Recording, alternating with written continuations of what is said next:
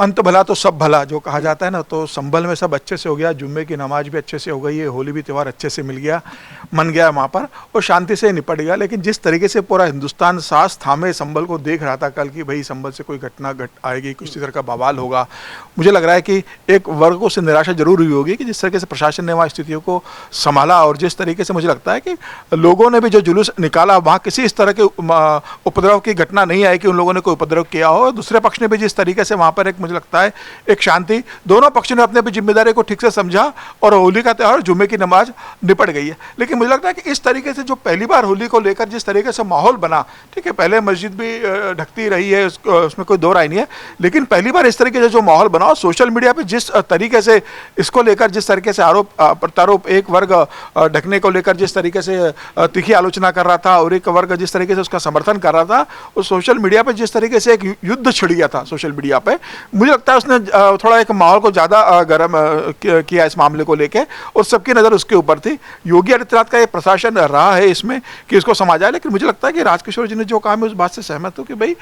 खाकी और खादी में फ़र्क होना चाहिए। अनुज ने अगर ये बयान दिया तो योगी आदित्यनाथ को जरूरी था कि उस बात पे योगी आदित्यनाथ आगे बोलते, ठीक है एक अधिकारी ने बोला, लेकिन अगर योगी आदित्यनाथ उस बयान पे अगर चुप्पी साध लेते, अगर उसका रिएक्ट नहीं करते तो उस बयान की इतनी चर्चा नहीं होती। एक अधिकारी को बयान इतना हाईलाइट नहीं होता। योगी आदित्यनाथ ने उसके ऊपर रिएक्ट कर दिया सार्वजनिक रूप से, तो उसको लेकर ज़्यादा विपक्ष ने या देश के अंदर उसका ज़्यादा रिएक्शन लिया गया। योगी आदित्यनाथ उससे बच सकते थे, लेकिन एक अधिकारी के रूप में उनको जो लगता था उन्होंने उस समय कहा होगा। प्रशासन ने बहुत अच्छे से काम किया, फिलहाल मामला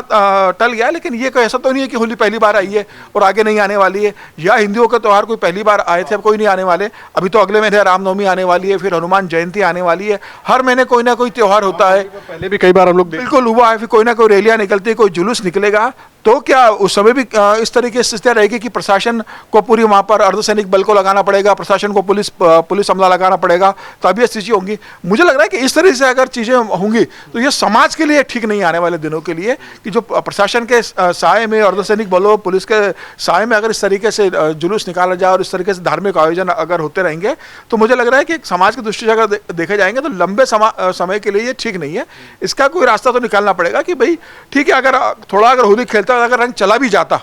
मस्जिद की दीवारों पे तो क्या अनर्थ हो जाता। भाई रंग जाने से कोई अपवित्र तो नहीं हो जाता। कहाँ किस धर्म में लिखा है कि आपके ऊपर रंग गिर गया तो आप अपवित्र हो जाओगे। मुझे लग रहा है कि अगर मुस्लिम कम्युनिटी अगर ये कह देती कि भाई अगर आपका जुलूस निकलेगा और हम मस्जिद के ऊपर से आपके ऊपर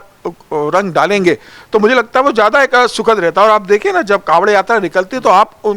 मुस्लिम समाज भी एक वर्ग जो स्वागत करता है। कावड़ यात्रा निकलती है तो मुस्लिम समाज भी दुकान लगाता है, वहाँ पर भी लोग खाने जाते हैं। तो मुझे लग रहा है कि इस तरीके से अगर वो थोड़ा स्टेप आगे बढ़ाते तो ज़्यादा एक बेहतर माहौल लगता। बाकायदा इसके कि अगर प्रशासन ने कहा है कि भैया आपकी मस्जिद को हम ढाक देते हो और आप उससे सहमति देते हो कि हाँ बिल्कुल आप ढाक दीजिए और हम 2:30 बजे के बाद ही जुम्मे की नमाज अदा करेंगे, मुझे लग रहा है कि इस मामले में थोड़ा मुस्लिम पक्ष को आगे आना चाहिए था। जिस तरीके से एक समाज के अंदर उनकी छवि बन रही है कट्टरतावाद के लेकर, अगर वो ये पहल करते कि नहीं कोई मस्जिद नहीं ढकी जाएगी, वहाँ से निकलिए, आप आराम से निकालिए जुलूस, अगर थोड़ा रंग चला भी गया तो कोई दिक्कत नहीं है, तो मुझे लग रहा है कि एक ज़्यादा अच्छा बेहतर संदेश समाज की दृष्टि से होता। लेकिन फिलहाल ये संभव नहीं लग रहा मुझे, और मुझे लगता है कि आने वाले जितने भी त्यौहार होंगे वो इसी तरीके से मुझे लगता है बनेंगे कि जब अर्धसैनिक बल हो या पुलिस हो, क्योंकि दोनों तरफ से कोई मुझे लगता नहीं कि किसी तरह की बर्फ पिघलने की स्थिति नज़र आ रही है। और उत्तर प्रदेश में तो खास तौर से जिस तरह का माहौल है वो नहीं है। अगर आप बाकी जगह भी मस्जिद हैं, ऐसा तो नहीं कि उत्तर प्रदेश में थी, हिंदुस्तान में सब जगह मगा कहीं इतनी ज़्यादा नज़र नहीं थी जितनी संभल पे थी, क्योंकि संभल का एक इतिहास रहा है। और अभी कुछ दिन पहले ही संभल में जिस तरीके से सर्वे को लेकर एक बवाल मचा था वो पूरे हिंदुस्तान में एक चर्चा का विषय संभल बना था। तो मुझे लग रहा है कि निश्चित रूप से ये एक बड़ा मामला था, इससे संभल पर नज़र थी। लेकिन अब मुझे लगता है कि संभल में भी दोनों वर्गों को मिलकर एक आदर्श स्थिति लेकर आनी पड़ेगी, मतलब एक विशेष वर्ग से मुस्लिम समुदाय को, कि पूरे देश को वो क्या संदेश देना चाहते हैं, क्योंकि इस तरीके की स्थिति से किसी का भला नहीं होने वाला है। मुझे लग रहा है ये मुस्लिम पक्ष को खासतौर से सोचने की जरूरत है। अगर आप ये वीडियो YouTube पर देख रहे हैं तो हमारे चैनल को सब्सक्राइब कर बेल आइकन दबाएं, और Facebook पर देख रहे हैं तो हमारे पेज को लाइक करें। 8 मिलियन प्लस सब्सक्राइबर, आपके इस भरोसे के लिए बहुत धन्यवाद।